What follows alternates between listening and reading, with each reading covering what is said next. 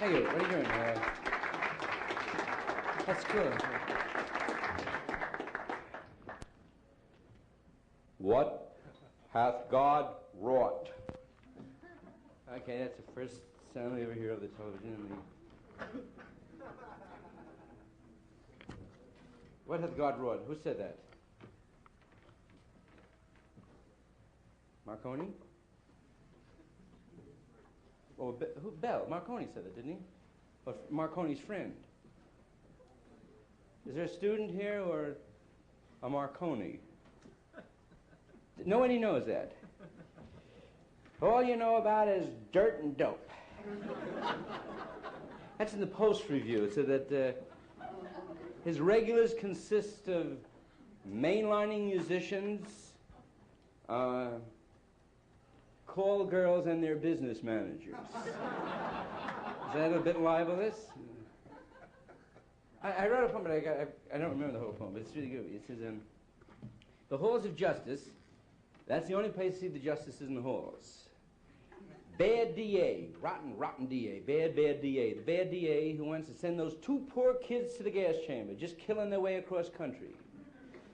They just killed 28 gas station operators and only got 68 cents. The DA wants to send these poor kids to the chair for 68 cents. Bad, rotten DA and bad cop. Oh, how they beat me and Sam Levined and rubber hosed me in their back rooms. Give us names, but I would never think. I would never sell you out. I would do time for you. Or is that a fable? I would give names upon names of those yet unborn, rather than do a nickel at Folsom for any time for you. Bad cop, rotten cop, bad cop. They're all alike. One's a cop, always a cop. They're all the same. They never can change. Bad cop. I fear that the citizens vilify that servant one civil by giving them cigars, and they really do corrupt the heat. I found out that it's sort of masquerade time when you go into court, because the attorney will say, get a haircut and get a blue suit. Get a haircut and a blue suit and get rid of those shoes. And that's so the jurors or the triers of the facts are not confused. Hey there. Because that day in court, you know, they can pick out the felon, the one in the blue suit. Because that day, the man in blue is bereft of gun and badge. No bullets, he's got on the brown suit that day. Judge has got on his black robe, and it's masquerade time till the recess, and then the recess we have the... that's the time where the justice is really seen, because the felon gets a chance to view the magistrate in the natural. It's criminal to generalize. But subjectively, the police officers that I have known now, and politicians, all civil servants will say, they represent a point of view. They are a group. And in California, soon we will have a third party. I know that. There will be a police party. It's not a bad or good, it's a what is. And it's a policeman that has his point of view. And like my father, he feels, just shut up and I'll take care of you.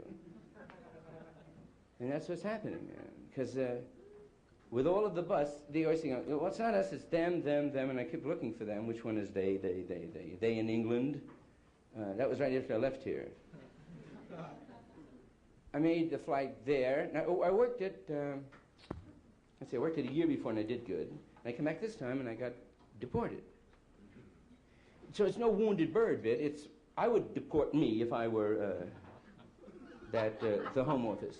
Because what happens is if you're arrested in Town A, and Town B, and Town C, Town D has to bust you or they're running a bust-out town. And then Town F, G, and H have to convict you. Because what are we running here, man? This guy. English jails are different. They got... I was in the same joint that Soblin was in. Yes, it's right near the airport there. It's really weird. Get off the plane and to immigration, they said you don't have a work permit, some technicalities. All right. So the owner of the club is saying, Nick Leward, he said, we sell the subscriptions and Here, come in. And I said, I got to split now. And Air India. Dig what chutzpah. They deport me, and Air India has the nerve to send me a bill. So I said, look, I didn't want to get on this Air Punjab Cub and not making it yet. So I get back to Idlewild, and I said, oh, I liked it. I know what I'll do. I flew back to Shannon, and I rented a Jag, and I drove down to Belfast. And see, if you go through Belfast, you don't have to go through immigration, because most people go to work. It's like going from the valley to into Beverly Hills, one of those things. So as soon as I get off the plane, though, I see the blue suits. Interpol. So the guy comes up and he says, Mr. Bruce, you're a bit pushy, aren't you? He says, you were here about 36 hours ago, and I said, no, I really want to make the job, you know, and well, the Home Office, well, all right, we'll see, you know, blah, blah. I said, because, the technicality was that I wasn't coming in to work. I didn't want to work for a minute. I wanted to come in as a tourist. Okay, so they saw that was just a facade, and the Home Office that got busted with Christine Keeley said that I was a public menace, and that's really good. So I'm going to get a doll. It's called the Dirty Talk, the Lenny Bruce Dirty Talking Dope Fiend doll.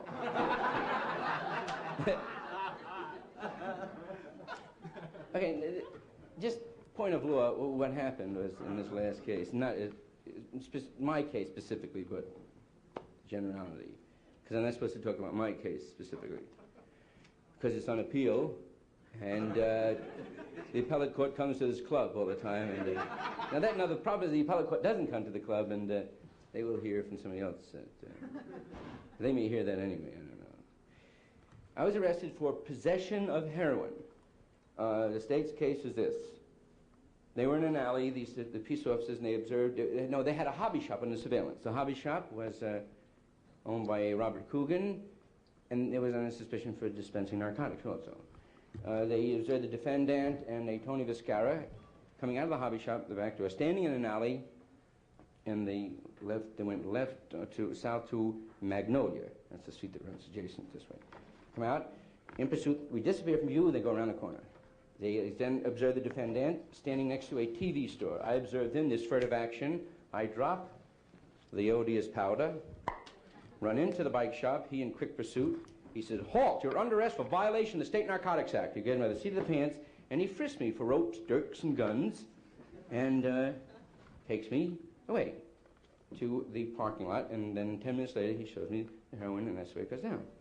Now, my case is that I was never in a bike shop, and this never happened. My case is that I went to the hobby shop. They have Aston Martins, Lotuses. It's the most fantastic hobby shop. Really, it's a delight. I leave there, and there are many other patrons who go to this hobby shop. It's a very successful business going on there. Split from there.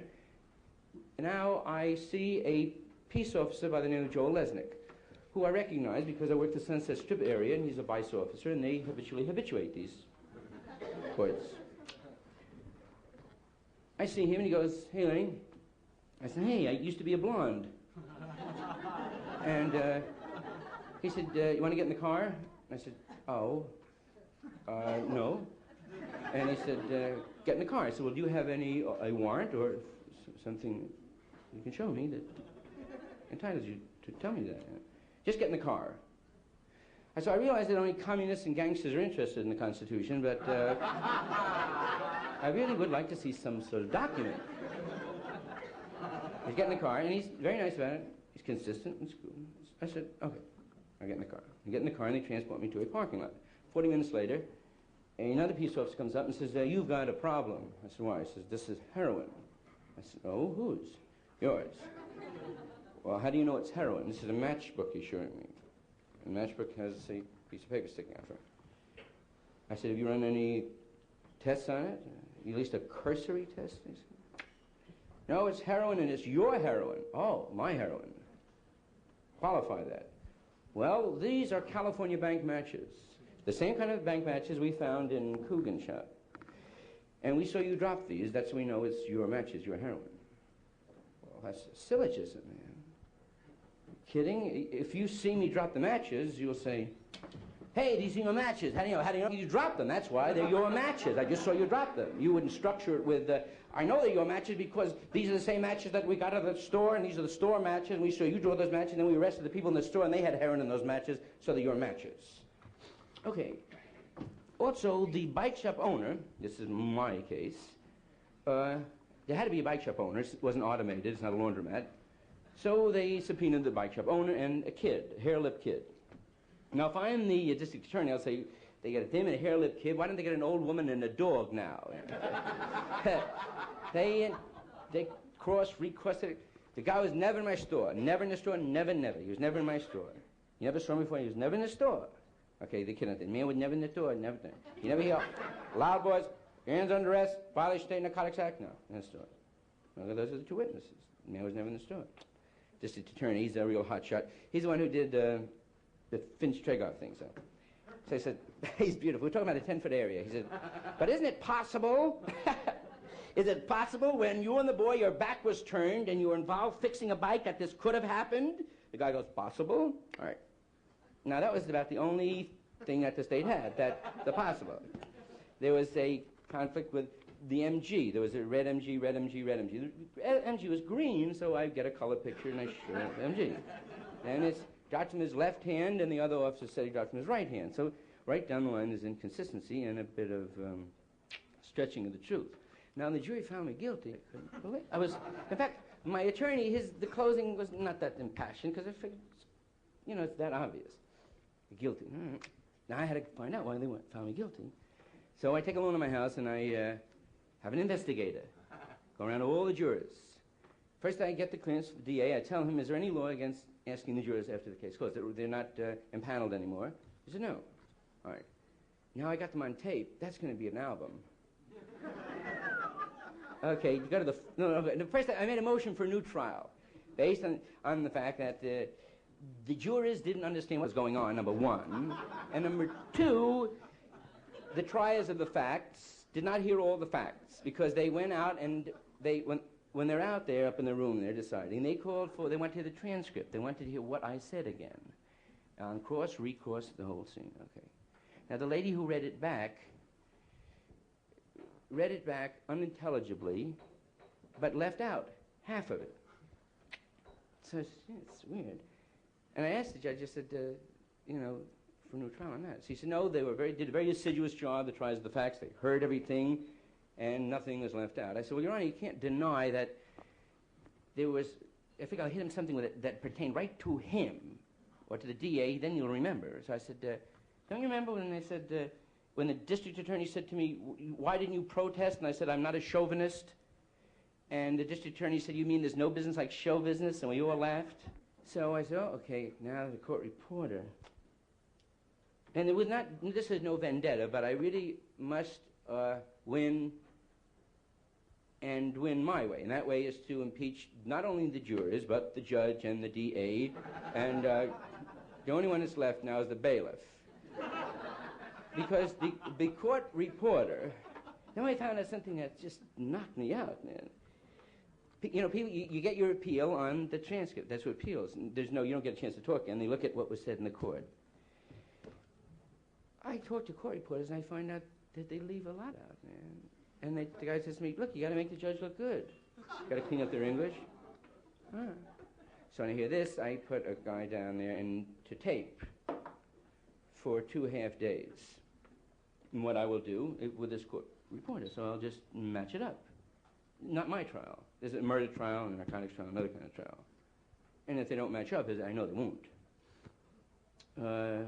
they'll put tape recorders in the courts. That's what they should have anyway. It's really weird.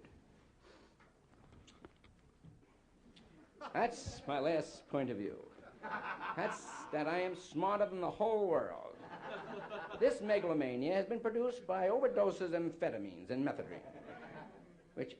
Methadone. I'd like to discuss that with you for a while. Because I used to use methadone. I am using Dronalpha now, which is, see, methadone is a, let's get to pills and to drugs. All the Marines that died with spinal meningitis recently, who wouldn't take the pills. There is a pill hysteria, you know that. It's, go to hospitals and people spit them out and look at the pill, don't fill myself up. A chemist comes up past the hypothesis stage, this pill will cure you. I'm not going to take that stuff. I'll do it with a high colonic and that's all, man. It's terrible, man. The guy says to me, why do you use amphetamine? Why do you need amphetamines? Well, take away the word need, it elevates my mood. And I have been using amphetamines for the past 10 years. I am not a destructive force. I have an excellent track record. I've raised my daughter. I pay my bills on time. I have never had my license revoked. And so I figured that if I'm not a destructive force and it elevates my mood, it's like when I got out of the Navy, after 4 years of sleeping about 3 or 4 hours a night, I slept for 8 hours a night. Then I felt a definite feeling of well-being. And I supplemented my diet with fresh vegetables. So I got vegetables going and I've got sleep going. And I need them now. I could do without them, but if I feel better with them... Now, I know what it is, actually, as you are hip to. It's without communists and dope fiends, I could never get elected if I were a politician. Which doesn't make it a bad politician, but that's what is. But the real strange thing is that I know in this audience there's probably about 6 or 8% of you that vote. I know this. And I don't vote. And only a small percentage of the country votes. So what happens is the minority rules the majority. That's what the scene is saying. A certain group that votes, they rule me. The reason I don't vote is that I know that the president has to please all 48. So then it's absurd to vote. This, I know, will look good in print. He extols the virtues of amphetamine and says proudly he doesn't vote. Now, if that's not prurient appeal, I don't know what the hell is.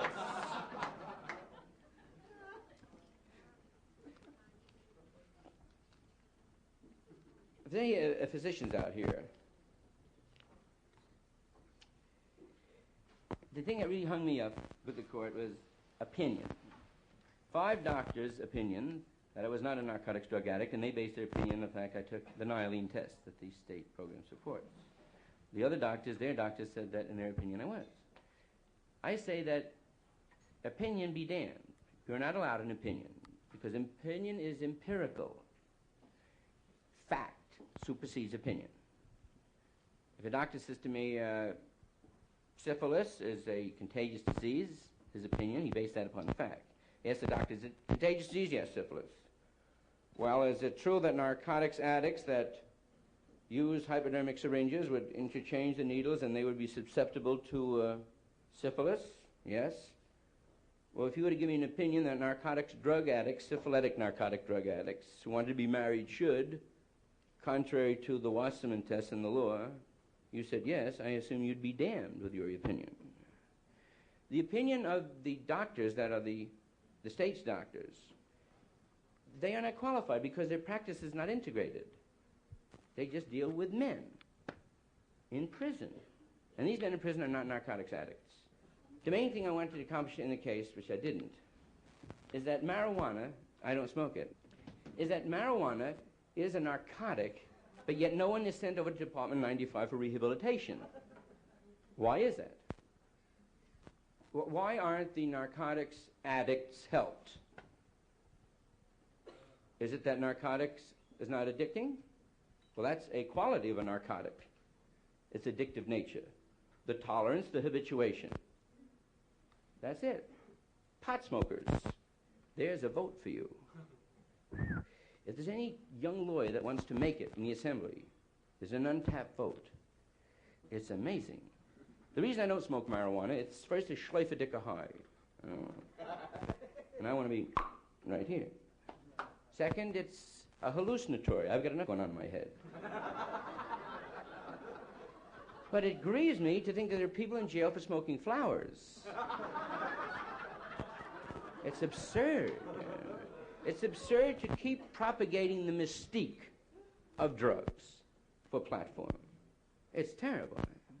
And to assume that, well, and ask your doctor, you give one guy a quart of whiskey a day and you give the other guy the same amount of marijuana to produce the euphoria that the alcohol does. Do it every day for 10 years. Then stop them both cold. What'll happen?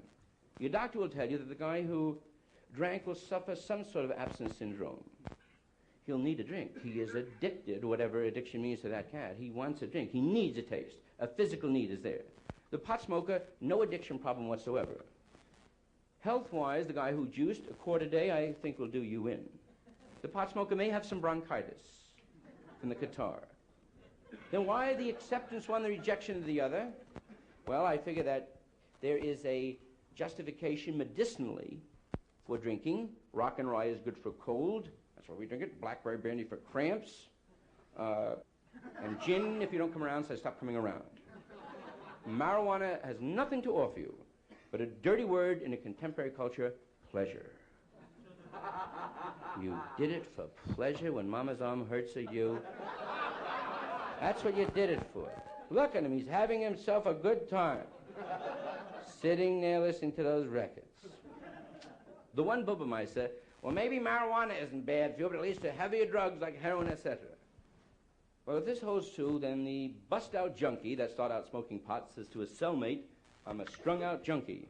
I started on marijuana, then I graduated to heroin. Tell me, my cellmate, how did you get to murder 6 guys and get to that horrible disease of gambling you have? Oh, I started gambling with bingo in the Catholic Church. I see. There's the same graduation point. And as you're probably hip to, the Herald Express and the Call Bulletin have introduced more narcotics to young people than any other media. They show you what the narcotic looks like, how to use it, where to get it, and the effects it produces. Oh, definitely. Airplane glue, I don't think I ever told you, ever told any kid about airplane glue, about two-and-olds, about goofballs. Methadone, they certainly have upped the sale a good 40%. Oh, definitely. It's, well, the airplane glue, that started in L.A. about 5 years ago. They're more avant-garde down there. Kids, 4-year-old kid. That's where you get it, from 4-year-old kids. In fact, I got the stay, whatever it's called. You see, they transferred me from the criminal to the civil. So I'd be entitled, I've won my fight against help for a while. Because that's what it is, it's 10 years of help that I get. So I've been fighting this help. And they want to just help me up there, give me... And some of the papers are aware of that. He said only with a battery of lawyers did he fight. I hear sick. That's very interesting. All right, if I am sick and I do need help, would you assume that, again, I recall the track record, the fact that I have done, I've always showed up on time, I paid you, the secretary, the phone bill, etc. And then if we're over here, you want to help me and take me away from my daughter, my mother, and they have to go on welfare, and I lose my house and lose all, how will I be helped then? Or do you want to help me? 10 years of help. Well, my position is that I don't deserve it. And that it would be gross misuse of power to a decadent felon like myself to give me this help. And I would like to impeach the judge when this man deserves a prison sentence and stop giving away those relief checks. Why, those guys up there in Corona, he'll be up there watching TV, playing checkers, while you're fighting those traffic on the freeway. I'm fighting to help. Habruch Munis. I can't help it, Judge. Ha! The irony. This is delightful. After he says, no, he rejects 5 doctors. 5 doctors, and opposed to their 2 doctors who's, I told you the background on the male nurse, etc. He said, no. He said, this man is, after I take a Nylene test in court, and he rejects that too, he said, but doctor, there are men that, is it possible again? Is it possible that if a man is a narcotics drug addict and he stops using narcotics to fool the court, to trick him? Stop using that stuff just to trick us. Yeah, but we're not going to let him get away with that. He said, is it possible if a man stopped using narcotics just to fool the court and pass these Nylene tests and pass the physical addiction, isn't it possible that there is still a psychological craving? Well, in an hour he convinced himself that I was a psychological drug addict, that I thought about it. That is classic Catholicism. Impure thoughts, impure action. He thought about it. And you're a psychological drug addict and you need help for thinking about it. I've never done it, but I keep thinking about doing it. We'll put them away. Who knows when we'll start doing it. Did you do it today? No, but I thought really I did think a lot about it today. What did you think about it? Oh, I just thought about doing it. Doing what? The stuff. What stuff? That stuff that they do. Is he on it now? Oh, he's on cloud 7. Right on it now. It's just this stuff that you get, see? And you got the stuff, give me the stuff. Now, you going to do it? No, I'll do the stuff and I want to do the stuff. But if I ever do it, boy, then I'll be on it. But right now I'm thinking about it. So they let me out to think about it for a while. He said, no, this man's a narcotics drug addict, and I'm going to commit him to, and the guy, my attorney said, well, can he have a week to settle his affairs? And the judge said, yes. Well, that seems a little paradoxical, that a narcotics drug addict, he has let me loose on the city. My hands tremble as I write this letter. Soon it will be dark. My veins will be palpating. The blood will be on your hands, Superior Court Judge. He let me out to straighten out my affairs. Those paramours, those ladies in the past, there's a bit of Hyde in all of us, you know. Yes, I'm on it right now. I'm using shoe polish. You see, it's not the narcotic, but it's the marks I like on my arms. That shiny, brilliantine gloss I get. It's a need I have. It's something I identify with shoe shine boys. And I feel if I use the polish, they won't have to go out and work for it.